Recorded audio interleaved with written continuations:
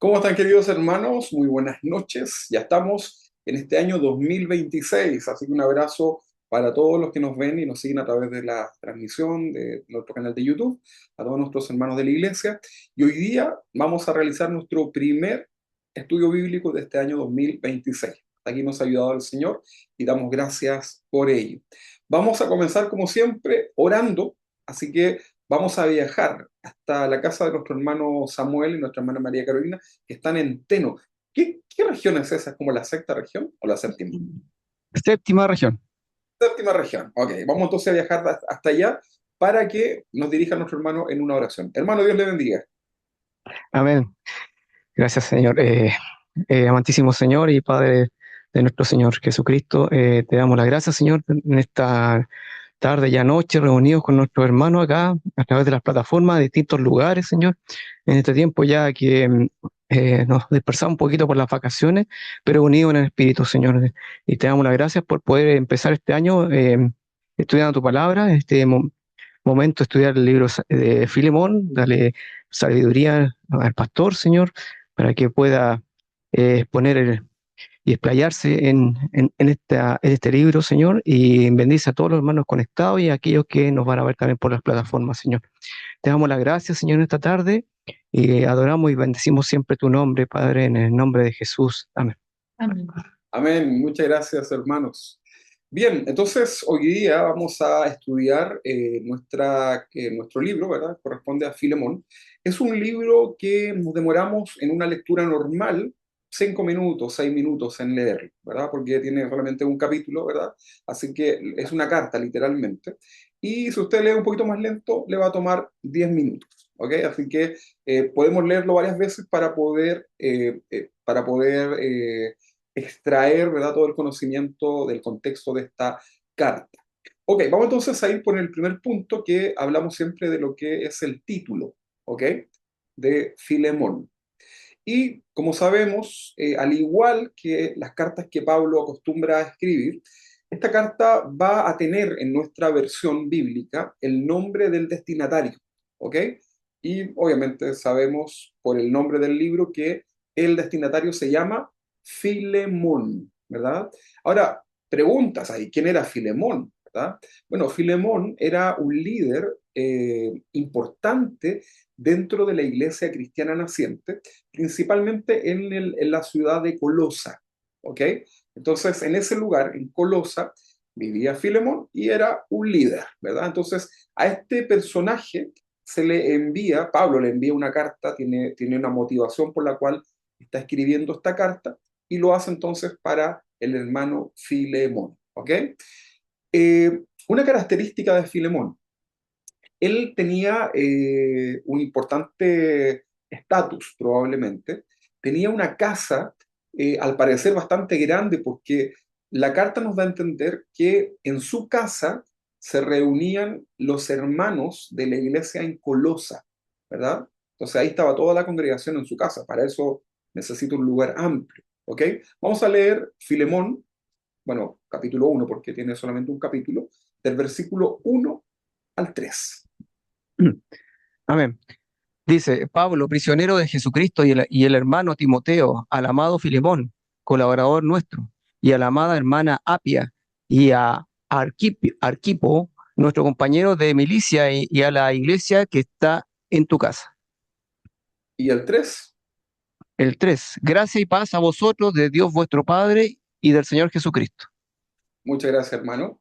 Bueno, ahí tenemos entonces, esto se conoce como la salutación, es característico de una carta, ¿no? Saludamos, ¿verdad? En este caso, está mencionando a un personaje, que sería Filemón, a cual se le escribe la carta, pero también se dijeron que menciona a dos personas más, ¿verdad? A la hermana, ¿cómo se llama la hermana?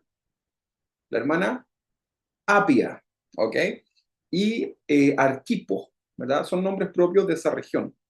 Entonces, ¿quiénes son ellos?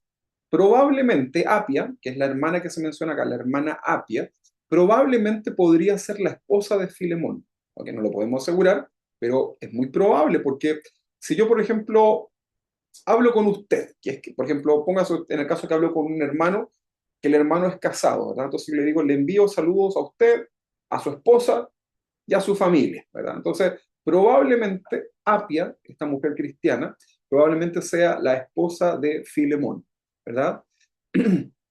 Sería algo así como una coanfitriona en la iglesia que está ahí, ¿ok? Ahora, recuerden, esto no lo vamos a asegurar, pero es muy probable. Ahora, el otro personaje es Arquipo, ¿verdad? ¿Y quién es Arquipo?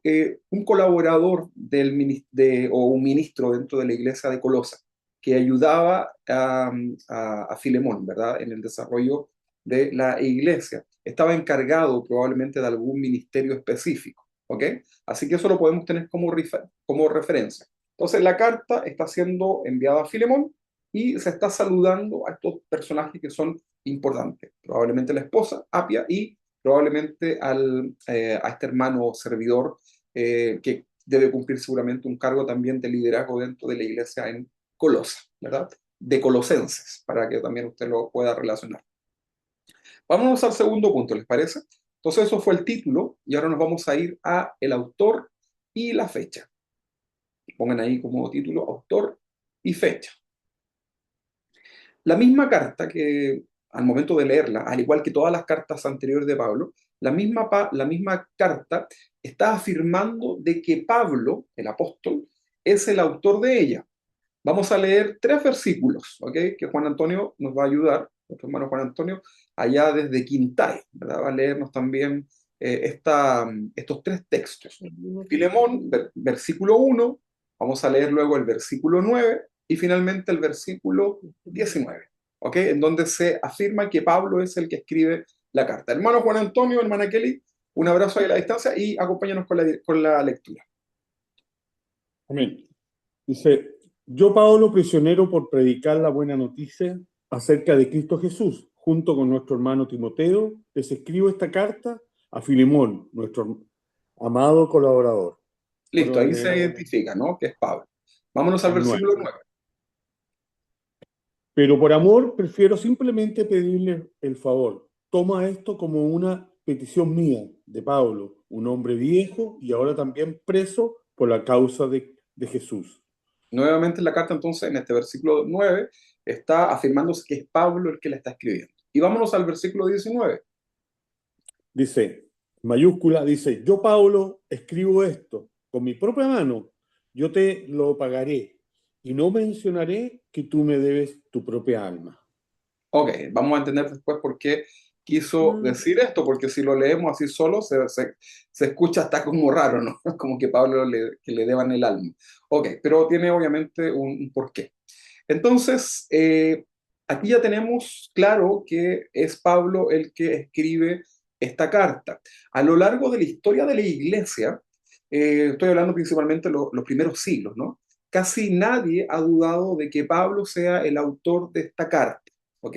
Ahora, una razón importante es porque el contenido de la carta, que vamos a leer, lo que es muy especial, de alguna forma habla como de un favor que está pidiendo Pablo, ¿ok?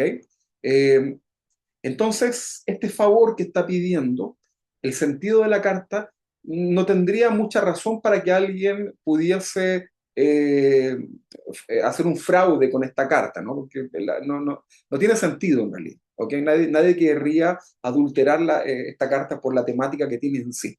¿Ok? Así que desde el principio, desde los primeros creyentes en adelante, nunca se ha cuestionado esta carta. Lo digo porque en otras cartas sí.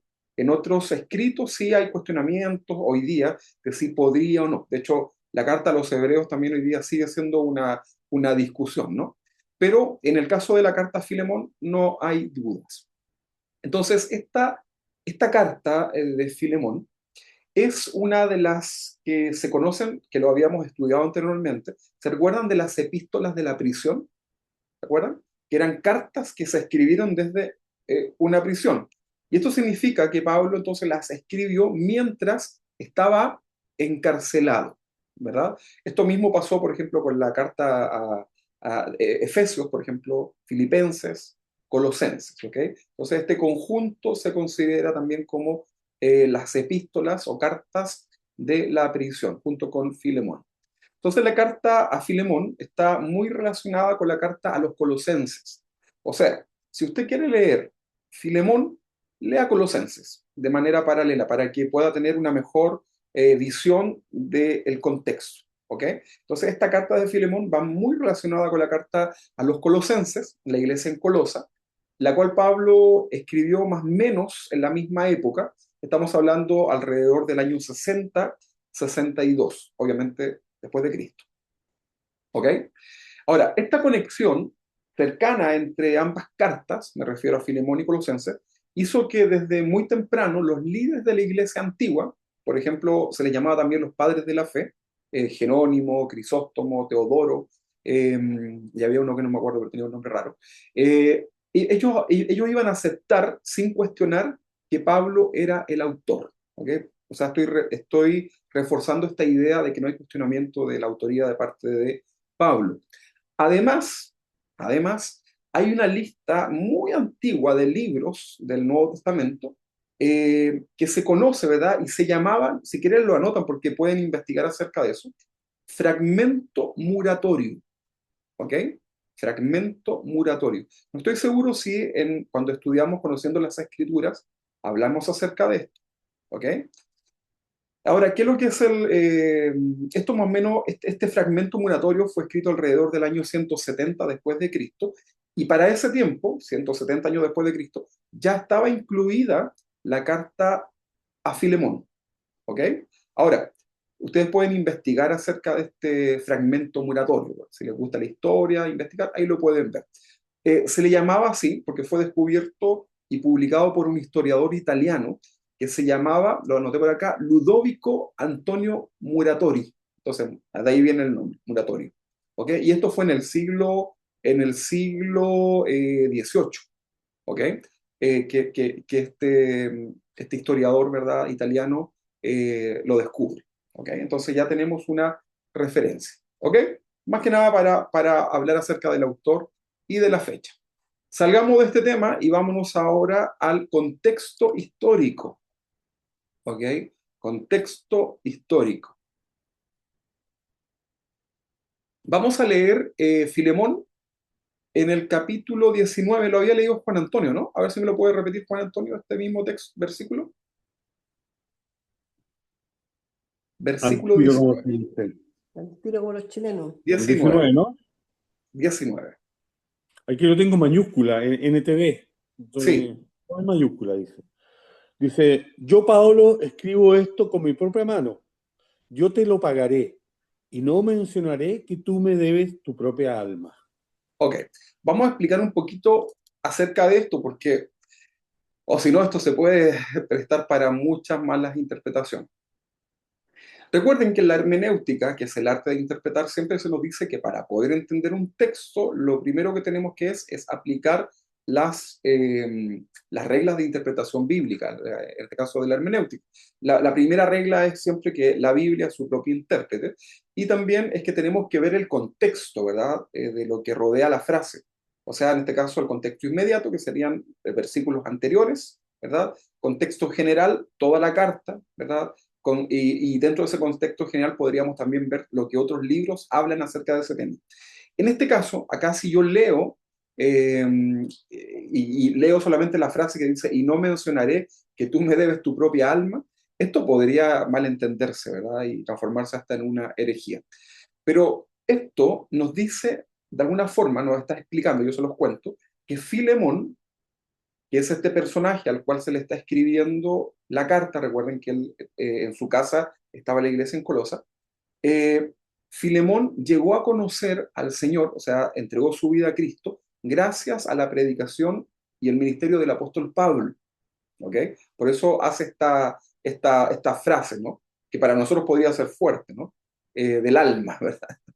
Eh, entonces, muy probablemente esto sucedió cuando el apóstol Pablo estuvo en Éfeso. Esto fue muchos años antes de escribir esta carta de Filemón. Entonces, Pablo le está recordando, ¿verdad?, que de alguna forma la predicación, la administración que él hizo con Filemón es lo que hoy día tiene como resultado de que él tenga esta fe en Cristo. Ahora, en ningún caso Pablo está siendo egocéntrico ni nada, porque esto tiene un contexto por el cual él se lo está diciendo, que lo vamos a ir descubriendo. Vamos a leer el versículo 2. No sé quién tenía Filemón, versículo 2. Amén. Ok, Mana. y a la amada hermana Apia, y a Arquipo, nuestro compañero de milicia, y a la iglesia que está en tu casa. Ok, a la iglesia que está en su casa. Ok, esto de alguna manera, este versículo nos va mostrando, ya nos va entregando un poco de contexto, porque nos dice que tenía una casa grande. Para tener una casa grande, ¿qué necesito? Mucho limpiapiso. Bueno, aparte de eso, pero ¿qué necesito? Necesito recursos, ¿verdad? O sea, nos habla que de alguna manera Filemón tenía suficientes recursos económicos como para tener una casa grande en ese contexto, ¿verdad? Porque hoy día la gente puede tener una casa grande, a lo mejor es ser muy humilde, pero en aquel tiempo, para esa cultura, tener una casa grande era símbolo de que había un buen estatus económico. Entonces, este versículo ya nos muestra un poco cuál era el estatus de Filemón, ¿verdad? Un hombre que había entregado su vida a Cristo, que tenía una casa grande y en esa misma casa en Colosa se estaban reuniendo los creyentes. En esa época, Filemón era dueño de por lo menos un esclavo, ¿ok? Porque el texto ya nos está diciendo que por lo menos tenía un esclavo, ya le voy a decir quién es, ¿verdad? Entonces, nos muestra el estatus, ¿verdad?, que tenía este hombre. ¿Cómo se llamaba el esclavo que tenía Filemón? ¿Verdad? Se llamaba Onésimo. ¿Ok? Onésimo. Ok, ese era el nombre del esclavo que tenía Filemón. Ahora, ¿qué significa Onésimo? Significa útil. Onésimo también significa provechoso, útil, provechoso, esclavo. Mira, era un nombre muy común, este nombre era como un nombre para esclavos. Por ejemplo, no sé, discúlpenme si hay algún Jaime acá, ¿no? ¿No hay ningún Jaime? Bueno, o si alguien me está escuchando, pero cuando decimos Jaime, por ejemplo, ¿qué nos imaginamos? ¿Qué rol? ¿Qué rol? ¿Se recuerdan ustedes? Bueno, hoy día a lo mejor no se usa Un mucho los roles, mayordomo, como un mayordomo un o como un mayordomo. chofer también, ¿no? Jaime, ¿verdad? Siempre en las películas se hablaba de Jaime, que era como el que conducía el auto, el mayordomo de la casa. Bueno, pero en el caso de Onésimo, era un nombre que se usaba mucho para el esclavo, ¿verdad? Porque significaba primero útil y provechoso, ¿verdad? Entonces era muy común esto. Vamos a leer Filemón, versículo 18, 1:18. A ver si me ayudan con eso. Amén. Si te perjudico de alguna manera o te debe algo, cóbramelo a mí. Ok, muchas gracias. Ok, Pablo le está diciendo, si Filemón, ¿verdad? Le dice a Onésimo, te perjudicó en algo, de alguna manera, cóbramelo a mí. ¿Por qué? Porque aquí Pablo se refiere al hecho de que Onésimo, cuando aún no era creyente, porque ahora es creyente, robó algo, probablemente dinero, de la casa de Filemón. ¿Y sabes lo que hizo? Huyó. Si lo leemos en otros contextos de otros libros, en donde se menciona también a Filemón, se ve como un hermano, ¿verdad? Un hermano más. Pero Filemón también tenía un pasado, como usted y como yo. Entonces, se les está, de alguna manera, Pablo les está escribiendo, ¿no? Porque pasaba esto, Filemón tomó algo que no era de él y no halló nada mejor que huir de la casa de su amo. Pero recuerden que era un esclavo, ¿ok? Eh, Era muy común que los esclavos quisieran escapar en ese tiempo. ¿Por qué? Porque nadie quería ser esclavo, ¿verdad? O sea, el que nacía esclavo estaba destinado a ser un esclavo y sus hijos iban a ser esclavos y sus generaciones esclavos. Por lo tanto, el hecho de huir era un gran logro, ¿no? Pero tenían que huir lo bastante lejos para que no se les alcanzara y no se les pillara. Recuerden que un esclavo principalmente no tiene derechos, solamente tiene deberes, ¿ok? Una cosa es un trabajador, como hoy día conocemos, y otra cosa es un esclavo, sin derechos, solo con deberes.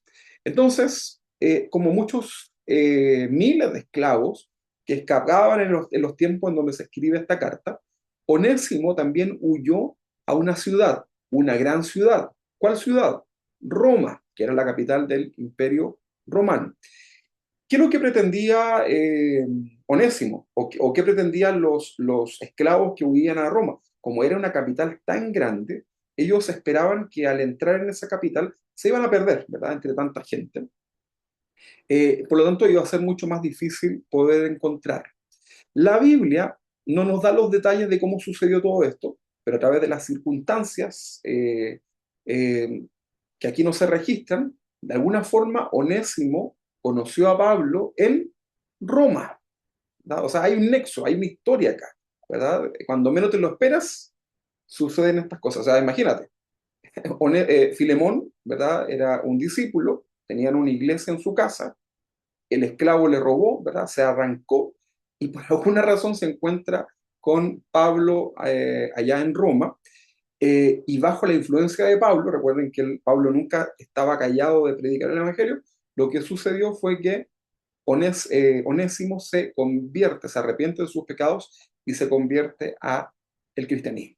¿Ok? Vamos a leer Filemón, versículo 12, y se prepara el 16.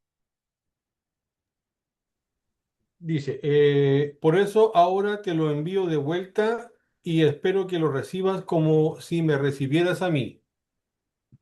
Muy bien. Ok, en el versículo 2 entonces le dice, ahora te lo envío de vuelta, ¿verdad? O sea, ya nos está mostrando que va a aparecer con la carta de vuelta, ¿no? Ok, vamos a leer el versículo 16.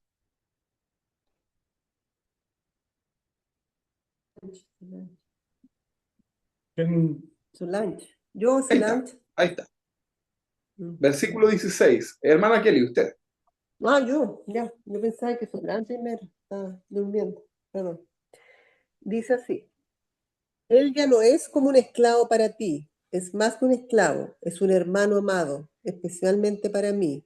Ahora será de más valor para ti, como personas y como hermano en el Señor. Ok. Ahora, gracias, hermano. Imagínense lo que está sintiendo Filemón cuando está leyendo esta carta, ¿verdad? Porque recordemos que no había medio de comunicación ni nada, ¿verdad? Y Onésimo se había escapado. Y está recibiendo una carta en donde se está enterando de todo lo que vivió Onésimo. Estaba muy lejos de la ciudad donde estaba Filemón y se da cuenta que Pablo le había predicado, se había pasado mucha agua bajo el río y ahora está acá frente a él, ¿verdad? Porque trae la carta de vuelta. Ok, entonces acá le está pidiendo Pablo, le dice, te lo envío de vuelta, ¿verdad? Y en algunas versiones dice, va con todo mi corazón, ¿verdad? Contigo, porque Pablo le tomó cariño. Vámonos al el versículo 16, fue el que leyó la hermana Kelly, ¿no? Ok, porque, porque estos dos versículos nos muestran que Pablo llegó a querer mucho a este esclavo que había escapado, y de alguna manera Pablo tal vez deseaba mantenerlo con él, ¿verdad? Porque la razón por la cual Onésimo está yendo a Filemón es porque había un tema que resolver, ¿verdad? Pero Pablo, en el fondo, quería quedárselo porque le era de mucha ayuda, deseaba mantenerlo con él, ¿verdad? En Roma. Vamos a ver acá, eh, vamos a leer versículo 13. ¿Quién tenía el versículo 13? Filemón, versículo 13. Yo, Hermana Carolina. yo quisiera retenerle conmigo para que en lugar tuyo me sirviese en mis prisiones por el Evangelio. Ok, muchas gracias, hermana Carolita. Ahí tenemos entonces una versión. Pablo está admitiendo acá, me gustaría quedarlo, ¿verdad? Onésimo, el esclavo, estaba proporcionando al apóstol Pablo un servicio que era muy valioso, ¿verdad? Durante el tiempo que él estaba encarcelado en Roma. Entonces, Onésimo fue de mucha bendición. Imagínate en la condición que Pablo está encarcelado, tener una persona libre, cristiana, que se le había predicado y que le estaba prestando mucha ayuda, le tenía mucho afecto, mucho cariño, era usado ya en el evangelismo, pero fíjate que acá lo manda de vuelta, ¿verdad? Vamos a leer el versículo 11 de Filemón. Dice, Onésimo no fue de mucha ayuda para ti en el pasado, pero ahora nos es muy útil a los dos. Muy bien, gracias Titi. Claro, porque en el pasado no se había aportado nada de bien, Onésimo, ¿verdad? tenía sus malas costumbres, ¿verdad? Probablemente no fue la primera vez que lo hizo. Entonces ya traía sus conflictos. Probablemente Filemón, probablemente Onésimo le contó a Pablo las cosas que había hecho antes, ¿no? Acá solamente se habla un poco de esta situación que se había escapado, pero Pablo acá de alguna manera deja ver esto, ¿no? Entonces, en el pasado no le había sido de mucha utilidad a, a Filemón, pero hoy día, siendo un cristiano, un creyente, les es útil para ambos. ¿Ok?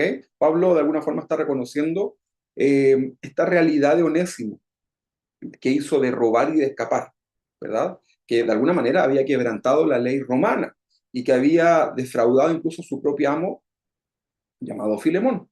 Y Pablo sabía que estos asuntos tenían que resolverse, porque Pablo podría haberse quedado calladito, ¿no? Podría haberse dicho, ya, Filemón, no importa, el Señor te perdona, ¿verdad? Estamos lejos, no tiene sentido, ¿verdad? Perdona en tu corazón, y podría un poco habérselo llevado por esa parte, pero lo que Pablo hace es ver la situación y dice, este asunto tiene que resolverse. Entonces, es de esta forma, en este contexto, es que Pablo decide, estando en la cárcel, enviar a Onésimo de regreso a Colosa, donde vivía Filemón. Ahora, díganme ustedes,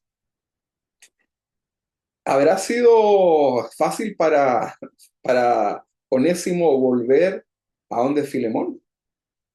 ¿Se recuerdan algunos personajes de la Biblia también que tuvieron este tipo de situaciones? Un gran personaje, Moisés, por ejemplo, que había asesinado a un egipcio y que le toca volver, ordenado por Dios, donde el faraón y a decirle nada más y nada menos que libere al pueblo. Pero en sí el contexto que ellos tenían, la situación era muy difícil porque les tocaba volver y corriendo los riesgos, ¿no? Porque esto no era tan fácil. Entonces, lo que hace Pablo es abordar la situación de la manera correcta, ¿verdad? Que vaya Filemón y se encuentre con la persona y reconozca, ¿verdad? Su error. Ahí seguramente aquí no lo relata, pero tuvieron seguramente una conversación en donde se piden disculpas y recibe perdón, ¿ok? Ahora, el viaje. Era peligroso para Onésimo hacer un viaje tan largo y solo. ¿Saben por qué? Porque había un peligro en aquel tiempo, existían los cazadores de esclavos. ¿Qué es lo que hacían estos cazadores de esclavos? Como era común que miles de esclavos huyeran de las casas de sus amos, entonces en este trayecto, ¿verdad? Porque casi todos iban a Roma, los cazaban, ¿verdad? ¿Para qué los cazaban? Para volver a venderlos como esclavos, ¿verdad? Se consideraban como esclavos fugitivos, entonces los amenazaban. Si tú no te sometes, te voy a denunciar porque eres un esclavo fugitivo, y eso les podía costar incluso hasta la vida. Entonces por eso, por esta razón, y Pablo como líder de los creyentes de la iglesia, y preocupado también de la integridad, en este caso de Onésimo, Pablo envía a Onésimo de regreso con un personaje también que vamos a tener en la Biblia, llamado Tíquico, ¿ok? Ese es el personaje. Ahí tiene hartos nombres bonitos, ¿no? Tíquico. Entonces, viene de vuelta Onésimo y Tíquico, ¿verdad? Los dos de la mano, ¿verdad? ¿Y por qué te pusieron así? No sé, mi mamá me puso, y a ti, ahí venían conversando, ¿verdad? Sí, vinieron de vuelta los dos. ¿Quién era Tíquico? Era un colaborador de confianza que justamente estaba regresando a Colosa llevando la carta a los colosenses, ¿verdad? ¿Se recuerdan de eso, no? Tíquico tenía que llevar la carta que Pablo había escrito a los colosenses, ¿verdad? Leamos lo mejor. Colosenses capítulo 4, 7 al 9. Colosenses 4, 7 y 9. Vamos a ver esta travesía. Tíquico les contará con detalles cómo me va. Él es un amado hermano y un fiel colaborador que sirve conmigo en la obra del Señor. Precisamente lo envié para que éste les cuente cómo estamos y les anime. También les envío a Onésimo, un fiel y amado hermano, quien es uno de ustedes. Él y Tíquico les contarán todo lo que sucede aquí. Muy bien, perfecto. ¿A quiénes? A los colosenses, ¿ok? Entonces, la razón por la cual iban juntos era este tema que entendemos de la posibilidad de que a Onésimo lo pudiesen capturar. Y obviamente había también una misión ahí de poder cumplir esto de llevar las cartas. Ok, entonces, junto con Onésimo, Pablo envió esta hermosa carta a Filemón, ¿verdad? Tíquico a Colosa y Onésimo a Filemón. Y en esta carta, lo que hace Pablo es, de alguna forma, alentar a Filemón a que perdone a Onésimo, ¿verdad? Y que lo reciba de vuelta incluso, ¿verdad? No era solamente para que él fuera allá y solucionara el tema y se viniera, sino que lo reciba de vuelta, pero, pero con una característica. Fíjense, ya no solo como un esclavo, sino como un hermano en Cristo. Eso es interesante, ¿no? Porque el que se fue era un esclavo fugitivo, pero el que volvió ahora era, entre comillas, un esclavo de la sociedad, pero un hermano en Cristo. Vamos a leer Filemón capítulo 1:15, por favor, al 17. Porque quizá para esto se apartó de ti por algún tiempo, para que le recibieses para siempre, no ya como esclavo, sino como más que esclavo, como hermano amado, mayormente para mí, pero cuanto más para ti, tanto en la carne como en el Señor. Así que si me tienes por compañero, recíbele como a mí mismo. Ok, muchas gracias, hermano Luis. Ahí entonces tenemos lo que Pablo le está pidiendo. Este es el favor. ¿Se acuerdan que les dije que era una carta en donde se estaba pidiendo un favor?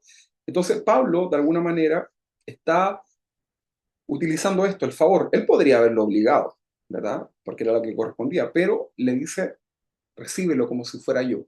Perdónalo, ¿verdad? Recíbelo de vuelta. Así que es importante poder conocer este contexto que tenemos aquí en la carta a Filemón. ¿Ok? Vámonos con la parte histórica y teológica.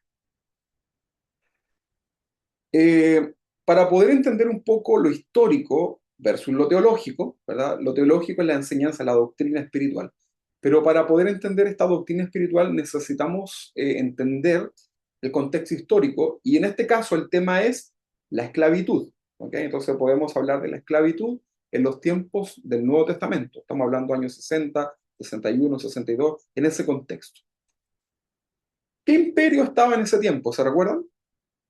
Habían pasado los babilonios, los medos persas, los griegos, y ahora estaban los romanos. Ok, entonces en el Imperio Romano la esclavitud era común, no era nada de raro, ¿no?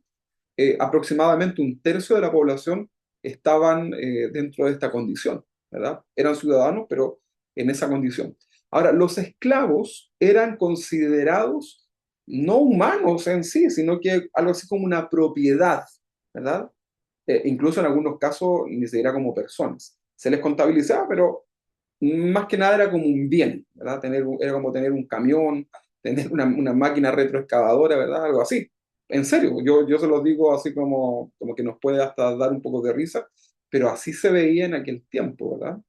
Y sus dueños, los dueños de los esclavos, tenían mucho control sobre ellos, ¿ok? Para leer la Biblia, sobre todo en el contexto del Nuevo Testamento, tenemos que estudiar un poquito acerca de la esclavitud para que podamos entender los contextos, ¿verdad?, en los cuales se escriben. Entonces decíamos que los dueños de los esclavos tenían mucho control sobre ellos. Sin embargo, la relación entre entre amos y esclavos, acá, en el contexto del Nuevo Testamento y con la predicación del Evangelio, esta relación de amo y esclavo estaba comenzando a cambiar. Y de alguna manera los esclavos estaban comenzando a recibir un trato un poco más humano. ¿Ok? Vamos a ver un poquito ahora el enfoque cristiano sobre la esclavitud. El Nuevo Testamento, si ustedes lo leen, nos vamos a dar cuenta que no ataca directamente la esclavitud. Léanlo. Cuando leemos todo el Nuevo Testamento nos damos cuenta que no hay como un ataque directo a la esclavitud, sino que de alguna forma lo que trata el Nuevo Testamento es transformar la relación entre el amo y el esclavo. ¿Ok? Pero de alguna manera no está atacando, les voy a explicar el por qué, pero no está atacando directamente la figura de esclavitud. ¿Ok? Pero hay un porqué. Vamos a leer primero Filemón, versículo 16, completo, vamos a leer este versículo 16 completo, vamos a ver cómo era el contexto de la esclavitud en la relación de amo y esclavo en el contexto del Nuevo Testamento. Filemón, versículo 16. ¿Qué me ayuda con eso? Dice, él ya no es como un esclavo para ti, es más que un esclavo, es un hermano amado especialmente para mí. Ahora será de más valor para ti, como persona y como hermano en el Señor. ¿Y qué viene después? El 17. Sí, déjame el 17, parece que no lo noté.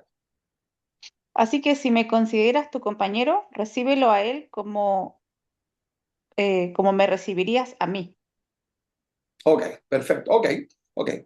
Hay un texto que no lo noté acá que habla de que ya no hay judío ni griego. ¿Se recuerdan ese texto? Ok. ¿Es alguien me ayuda a leerlo? ¿Lo tienen por ahí o no? La Yo, hermana Kelly. Ah, ok. A ver, hermana Kelly. sí, Gálatas Ah, en Gálatas, ok. 28. Ya no hay judío ni gentil, esclavo ni libre, hombre ni mujer, porque todos ustedes son uno en Cristo Jesús. Exactamente. Muy bien. Ya no hay judío ni griego, ¿ah? Ojo con eso porque aquí no está hablando de las dos, del judío de Israel y el griego de Grecia. Está hablando porque dentro de la iglesia habían dos tipos de judíos, ¿no? Entonces, está haciendo esta diferencia. Y por ahí los judíos más de Judea se creían un poquito más que los otros, ¿ok? Ahí en el libro de los Hechos se da un poco ese conflicto y de alguna manera, si ustedes se fijan, los siete, perdón, los diáconos que se eligen son todos griegos, pero eran judíos igual, ¿ok? De alguna forma, lo vemos por los nombres que tienen ahí.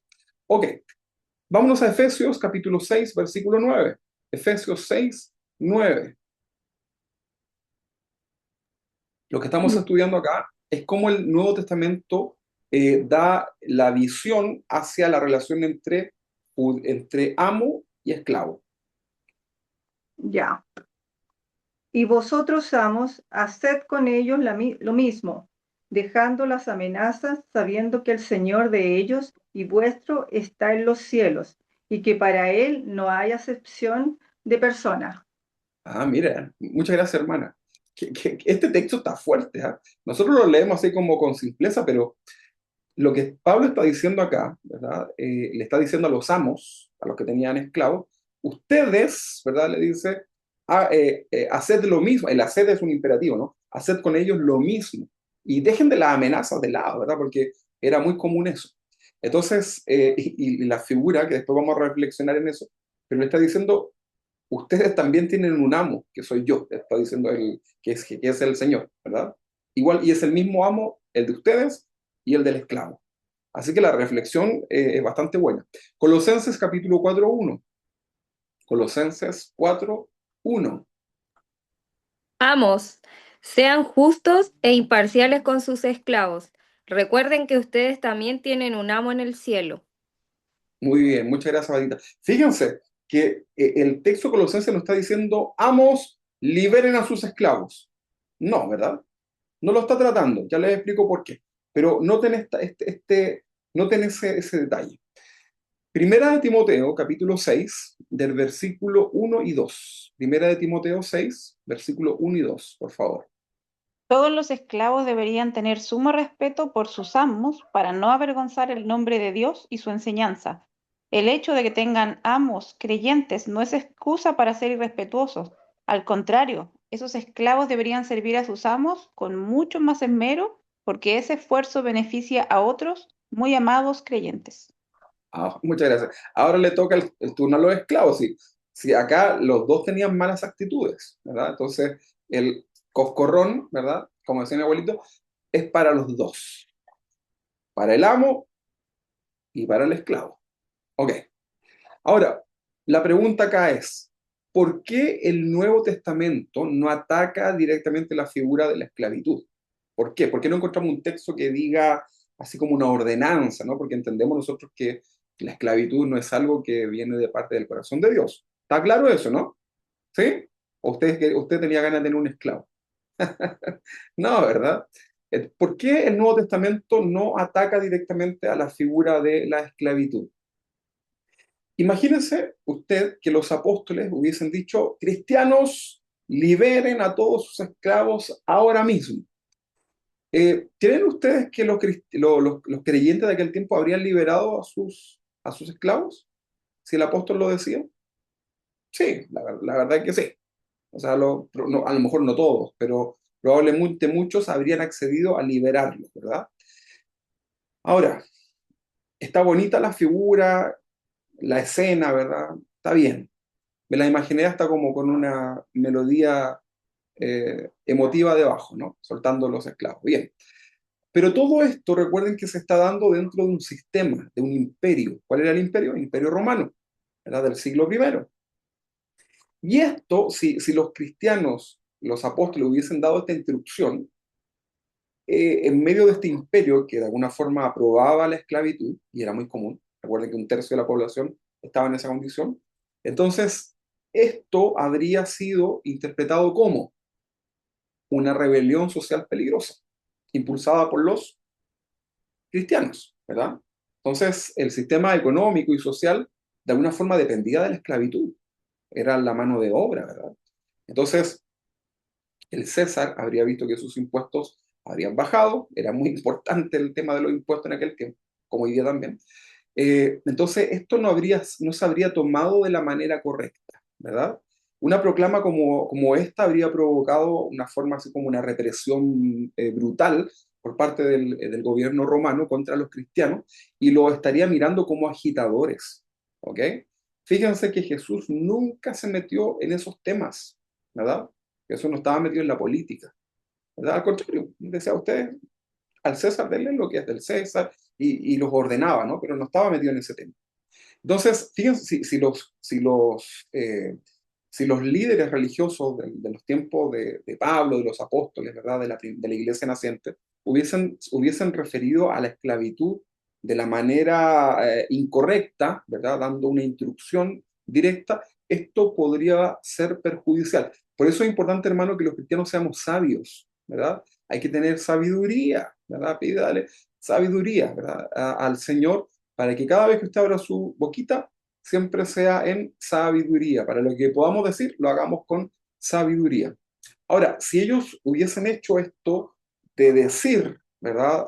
A viva voz, liberen a los esclavos, esto de alguna manera también confundiría el mensaje principal. Porque el enfoque total de la salvación, ¿qué es? ¿Liberar a los esclavos? No, era el evangelio de la salvación a través de Jesucristo. Ese es el mensaje principal. Entonces, si se mezclaba el mensaje principal, que era la salvación por medio de Jesús, y se mezclaba con una agenda que de alguna forma buscaba reformar lo social, ¿verdad? En este caso con los esclavos, la gente podría haber creído que ser cristiano era principalmente un movimiento para liberar esclavos y no para liberar del pecado. ¿Se dan cuenta? Por eso es tan importante, hermanos, que los cristianos un pastor no puede estar metido en política, ¿verdad? O las iglesias no podemos estar militarizadas hacia un partido político. Usted y yo podemos tener nuestras preferencias políticas, sin duda que sí, no hay problema en eso, pero no debemos confundir, como dice el pastor Chuy, la gimnasia con la magnesia. Yo no puedo dar un mensaje el domingo acá tratando de meter algo político, porque la gente se va a confundir. Por eso se meten en tremendos problemas los pastores que se meten en política, ¿verdad? Y que prestan sus iglesias para desfiles de cosas políticas. Eso no debe ser, ¿ok? ¿Se entiende, no? Muy bien. Ahora, ¿se acuerdan que yo les dije que el enfoque del Nuevo Testamento era una transformación interna y no dictatorial de liberen a los esclavos, sino que habla de una transformación desde adentro? Aquí la pregunta es, ¿cómo es esto, no? El Nuevo Testamento siembra, de alguna manera, estos principios en el corazón de las personas, que es como una semilla, ¿verdad? Y que esta semilla iba a ser iba a hacer que esta institución de la esclavitud se volviera insostenible e incompatible con la fe cristiana a largo plazo. Fíjense en esto. ¿Quién es el que convence de pecado al ser humano? ¿Quién es? El Espíritu Santo, ¿verdad? O sea, cuando tú recibes a Cristo, el Espíritu Santo que ahora habita en ti, te convence de pecado. Un error de los cristianos hoy día es, cuando predicamos, enfocarse en el pecado de la persona.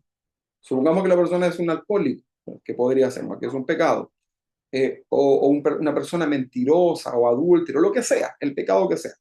Y tú le vas a hablar del evangelio y estás todo el rato hablándole solamente de su pecado. Tú no tienes que tomar más porque el vino te hace mal, porque eso no, porque la Biblia dice que no tomes, no sé, y te enfocas en eso. Eso sería un grave error. ¿Saben por qué? Porque estaríamos haciendo la cosa de atrás para adelante. Porque lo primero que tenemos que hablar a las personas de qué es, de que Cristo es el Señor, que Él te perdonó, que Él puede limpiar, perdonar tus pecados, limpiarte. Hablar del Evangelio, que Jesucristo murió por ti, que la persona reciba a Cristo en su corazón arrepintiéndose de sus pecados. Y fíjense que en ese momento viene el Espíritu Santo, hace una morada en la persona, ¿verdad? Y en ese momento, esa persona en su vida cotidiana comienza el Espíritu Santo a convencerla de pecado, ¿verdad? Entonces, si era agresivo con su familia, va a tener este impulso, ¿verdad? Que está en la carne, y el Espíritu Santo le va a decir, no, eso no está bien. Y se va a retener, ¿verdad? Entonces, ese es el cambio correcto, ¿verdad? Ahora, ¿podemos hablar de pecado? Sin duda que sí, pero tenemos que ser ordenados en la forma en que predicamos el Evangelio y no transformarlo en otra cosa. Porque de aquí viene también esto del Evangelio de las oportunidades, ¿verdad? ¿Necesita trabajo? Venga Cristo. ¿Necesita una casa? Venga Cristo. ¿No tiene novio? ¿No tiene novia? Venga Cristo, Dios le va a dar un novio. No, eso sería un error, ¿verdad? No, estaríamos torciendo el Evangelio. Ahora, ¿por qué les cuento esto? Porque el Evangelio en el Nuevo Testamento, en el contexto que lo estamos viendo acá, en relación a la esclavitud, ellos lo están haciendo de la manera correcta, ¿verdad? Ahora, el Espíritu Santo que está en la vida de ese esclavo o ese amo, comienza de alguna manera a tratar el corazón, ¿verdad? Y lo hace cambiando esa naturaleza en la relación que tienen, ¿verdad? Entonces, para el esclavo, que era el siervo, de alguna forma el Evangelio le da esta dignidad eterna, ¿sí? ¿Se acuerdan que cuando hablábamos de yo no me acuerdo en qué fue que les enseñé, pero hablábamos de que el Evangelio dignifica a la persona, ¿sí? Si una persona, por ejemplo, es un mendigo, ¿conocen algún mendigo? Por aquí anda un mendigo, nosotros le pusimos Don Jaime, para que las niñas le pusieron así, para no decirle mendigo, porque no sabemos cómo se llama, entonces ahora le decimos Don Jaime. Pero si Don Jaime, el mendigo que anda por acá, un día reciba a Cristo en su corazón, ¿podría él seguir siendo mendigo y viniendo a la iglesia? ¿Qué creen ustedes? No, ¿verdad? Porque el Evangelio lo va a llevar a ordenar su vida, porque obviamente el ser un mendigo no habla de un orden, habla de un trastorno, de algo que pasó. Entonces, en la medida que Cristo llena el corazón de la persona y comienza a tratar, esa persona, con la ayuda del Espíritu Santo y la palabra de Dios, comienza a ordenar su vida. Y parte por bañarse, ¿verdad? Y lo bañamos, le ayudamos, va a cambiarse la ropita, ¿verdad? Y comienza a alimentarse, comienza a ordenarse, y poco a poco va dignificando su vida. Entonces, cuando el esclavo, en el contexto del Nuevo Testamento, llegaba a conocer a Cristo, de alguna manera se le daba una dignidad, pero era una dignidad eterna. Porque el valor de ese esclavo ya no depende de su condición social, sino de ser un hermano amado en Cristo, como lo decía Filemón en el capítulo 16, un hijo de Dios en Gálatas 3:28. O sea, estás entendiendo, ¿verdad? Lo que eres, un real sacerdocio, un hombre que ha sido comprado por la sangre de Cristo. Comienza a entender, ¿no? Entonces comienzas a tener dignidad en tu vida, porque el esclavo no tenía dignidad, ¿verdad? Era un hombre que nacía esclavo y iba a morir esclavo. Entonces, para el esclavo se le da dignidad eterna. Su trabajo ahora adquiere un nuevo propósito. O sea, bajo el Nuevo Testamento sigue siendo esclavo, pero tiene un propósito. Ahí en Colosenses capítulo 3, 23, 24, le dice que todo lo que hagáis, hacedlo de corazón. Le está diciendo el Señor al esclavo, imagínate. Hoy día aplicamos este texto al esclavo, que sería, ¿quién es el esclavo hoy día? Los que trabajamos, ¿no? Y los amos serían los jefes. Pero en aquel tiempo era directamente al esclavo. Entonces, fíjate cómo se está dignificando. Le está diciendo, esclavo, en tu trabajo de esclavo, todo lo que hagas, hazlo de corazón como para el Señor y no para los hombres. Sabiendo, esclavo, que del Señor recibiréis recompensa de una herencia, ¿no? En Cristo, el Señor, porque a Cristo servís, algo así dice el texto ahí de Colosenses 3, 23 y 24. Su labor diaria se convierte entonces en un acto ahora de servicio para Dios. Ya no es un castigo para el esclavo, sino que se convierte en una labor diaria de un servicio para Dios, lo que le da entonces ahora una dignidad, le da un propósito completamente nuevo, más allá de servir a un amo humano, ¿verdad? Está sirviendo al Señor. Pero fíjate, la Biblia no está atacando el liberen a los esclavos, ¿verdad? Sino que está tratando desde el corazón, desde lo más profundo. Y es necesario, hermano, porque al parecer había problemas, había rebeldía de parte del amo y de parte del esclavo. Entonces necesitaban ser tratados. Todas las cosas nos ayuden a bien. ¿Ok? Ahora, uno diría, bueno, es fácil decirlo. Pablo estaba prácticamente esclavizado, ¿verdad?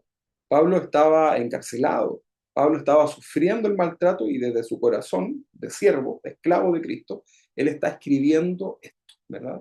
Ok, eso era para el esclavo. Para el amo, se le recuerda al amo su propia condición. Fíjense, cómo el Evangelio, cómo el Nuevo Testamento hace este enfoque a la figura de amo.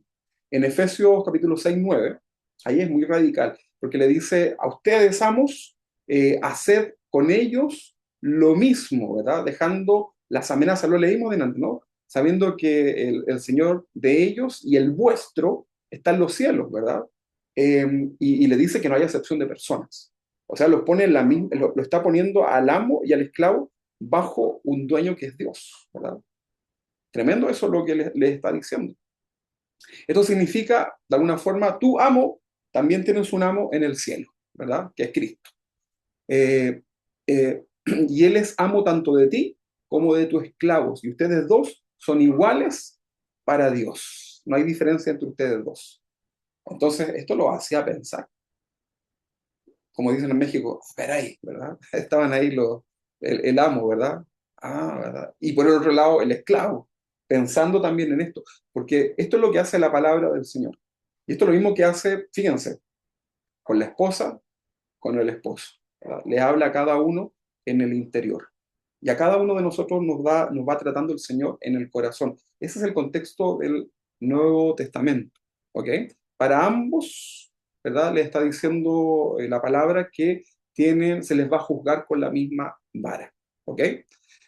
Y esto de alguna manera elimina cualquier sentido de superioridad absoluta. O sea, no les está diciendo liberen a los esclavos, pero los está poniendo en el lugar que les corresponde. ¿Se dan cuenta? Es muy interesante cómo el Nuevo Testamento lo trata. Les está diciendo deben tratar con justicia y con bondad. Ahí en Colosenses capítulo 4:1, eso no se los di, no creo que no. Pero le dice a ellos, y le dice a los amos que deben hacer lo que es justo y recto con vuestros siervos, sabiendo que también vosotros tenéis un amo en los cielos. ¿Ok? Entonces, la relación se transforma en una justicia mutua, en una responsabilidad de ambas partes delante de Dios. Es un trato interno delante de Dios. ¿Ok? Eso para que podamos entender un poco el contexto de la esclavitud cuando se trata en el Nuevo Testamento. Ahora, acá hay una bomba teológica, así como, ¿verdad? Un dunamis, porque dice que ya no hay esclavos ni libres, ¿verdad? Gálatas 3:28. ¿Quién tenía ese texto de mente? Alguien se lo di, ¿no? Gálatas 3:28. Si me lo lee de nuevo. O lo leo yo si quiere, no hay problema. ¿Lo leo de nuevo? Sí, por favor. Espérenme. Lo voy a sacar. Gálatas 3. 3:28. Eh, Aquí no. Ujú. como delante lo leí, entonces lo saqué. Gálatas 3:28. Acá vamos. Dice, ya no hay judío ni gentil, esclavo ni libre, hombre ni mujer, porque todos ustedes son uno en Cristo Jesús. Interesante, ¿no? Ya no hay, ¿verdad? Ya no hay. Ahora, ¿está diciendo Pablo en este contexto que liberen a los esclavos? No, en ningún caso. Lo que está diciendo es que ya no hay en el interior, ¿verdad? En el corazón. No importa lo que tú seas, ya no hay. En la iglesia, cuando estaban en la iglesia, porque se fijan que Filemón era el amo, ¿no? Y Onésimo era el esclavo. Ok, pero cuando el amo con el esclavo que había conocido a Cristo, eran cristianos ahora, estaban en la iglesia, durante la comunión, durante la adoración, el esclavo y su amo eran completamente iguales en la iglesia. Fíjense. Esto es importante, ¿no? Porque a lo mejor afuera ya le tenía que abrir bueno, no había en auto, pero lo tenía que atender, ¿no? Pero en la iglesia eran iguales. Se bautizaban en la misma agua, ¿verdad? No había piscina para los esclavos, bautismo, no, sino que todos se bautizaban en la misma agua. Compartían la misma cena del Señor y eran salvos por la misma gracia. El amo y el esclavo. Entonces esto de alguna forma al principio le hacía cortocircuito, ¿no? Pero de alguna forma les estaba dando un tremendo trato al Espíritu Santo y la palabra de Dios. Entonces esta realidad espiritual tenía que chocar contra la práctica diaria de tratar a un hermano en Cristo como una propiedad, que era lo que se hacía en esa sociedad. Y creaba una tensión interna, ¿verdad? Privada, interna, y en lo íntimo, y que solamente podía resolverse con un trato radicalmente humano, porque la esclavitud no estaba abolida. Entonces seguía en esa condición, ¿no? Pero ahora el trato era humano. Y con el tiempo podía tal vez darse esta concesión de la Carta de Libertad. ¿Ok? Pero era interesante. ¿Ok? Bueno, para terminar, sigamos con la teología que encontramos en la Carta de Filemón. ¿Qué es lo más importante? A ver, díganme ustedes, ¿qué es lo que nos está enseñando la carta de Filemón? Poquitos versículos, ¿no?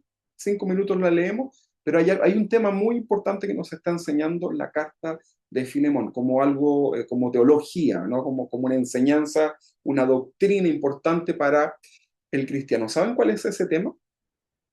¿Cuál creen ustedes? ¿Hay que tener esclavos? No, ¿verdad? Perdón. No. El perdón, muy bien, hermano Rafael, el perdón. El perdón es el tema central de la carta, ¿verdad? O sea, si yo le digo, Filemón, pregunta de la prueba, estudiaron para la prueba, ¿no? Están respondiendo, están copiando, están googleando la prueba que les mandé. Bueno, pregunta de prueba, por ejemplo, ¿cuál es la enseñanza principal de la carta a Filemón? El perdón. 100 puntos le pongo yo, ¿verdad? Muy bien, lo entendió. Vamos a leer Mateo capítulo 6, vamos a ver cómo el perdón está en el Evangelio, ¿verdad? En el Nuevo Testamento. Vamos a leer Mateo 6, 12 y 14, del 12 al 14, a ver si me ayuda. Ya, sí, dice, y perdónanos nuestros pecados, así como hemos perdonado a los que pecan contra nosotros.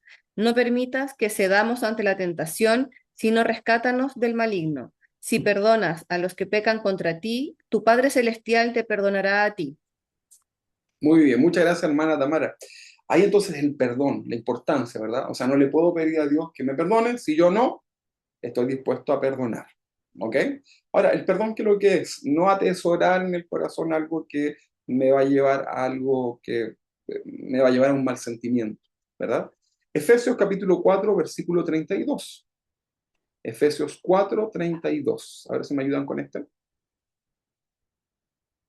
Efesios 4, 32. ¿Alguien lo tenía eso o no se lo di a Sí, nadie? yo, Hermano Rafael. 32. Dice, antes sed benignos unos con otros, misericordiosos, perdonándoos unos a otros, como Dios también os perdonó a vosotros en Cristo. Muchas gracias, hermano Rafael. Benignos, ¿verdad? ¿Qué significa benigno? No venenosos, ¿verdad? Benignos. Benigno significa, por ejemplo, yo tengo un tumor en mi cabeza que es benigno, ¿verdad? Entonces, cuando el neurólogo me dijo, tiene un tumor, yo, me voy a morir, tranquilo. Es benigno. Y dije, ¿qué significa eso? Benigno significa que dentro no tiene nada mal, ¿ok? Solamente es agua, entonces hay que cuidar que no crezca, me decía el doctor.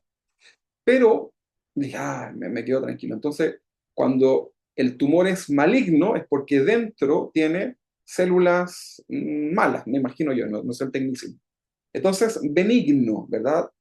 que todo lo que tengamos dentro sea, bueno, antes sed benignos unos con otros, o sea, no tengan una mala intención unos a otros, ¿verdad? Nos podemos hablar, podemos resolver un tema, pero siempre lo hacemos con benignidad. Antes bien, sed benignos unos con otros, misericordiosos, perdonándonos unos a otros, como Dios también os perdonó a vosotros en Cristo. Y vamos a leer Colosenses capítulo 3, versículo 13. Colosenses 3, 13.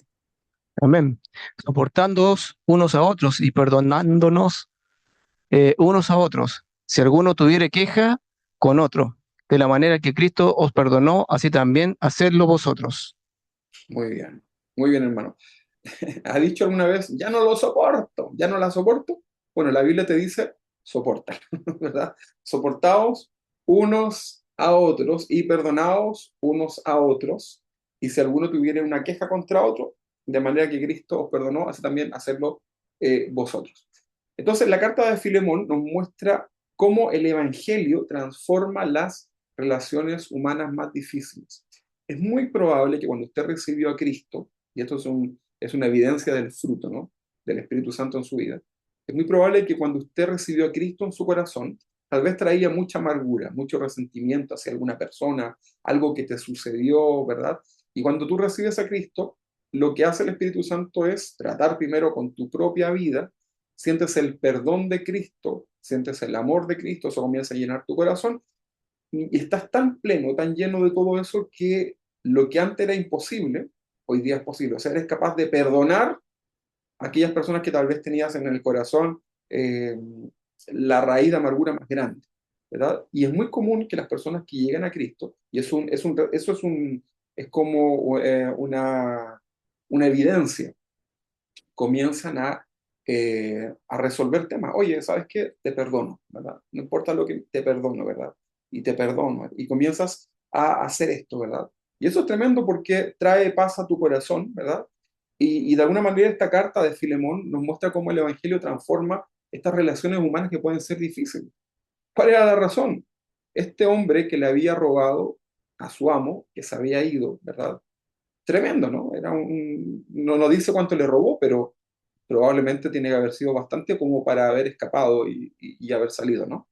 Entonces, Pablo no ordena a Filemón que libere a Onésimo, no le dice esto, sino que le pide que lo reciba como un hermano en Cristo. ¿Ok? Esto es clavo, pero recíbelo como un hermano en Cristo, ¿verdad? Míralo como un hermano en Cristo. Entonces, esta nueva relación en el Señor eventualmente haría que la esclavitud, tal como se practicaba, fuese incompatible de alguna forma con la fe cristiana, ¿verdad?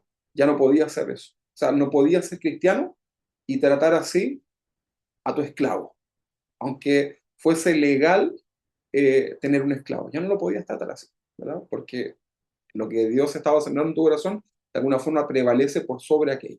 Entonces, el perdón que Pablo pide para Onésimo refleja el perdón que todos hemos recibido de parte de Dios por medio de Cristo, ¿verdad? Así que una tremenda lección, fíjense, en una cartita tan pequeña, tan cortita, una tremenda enseñanza.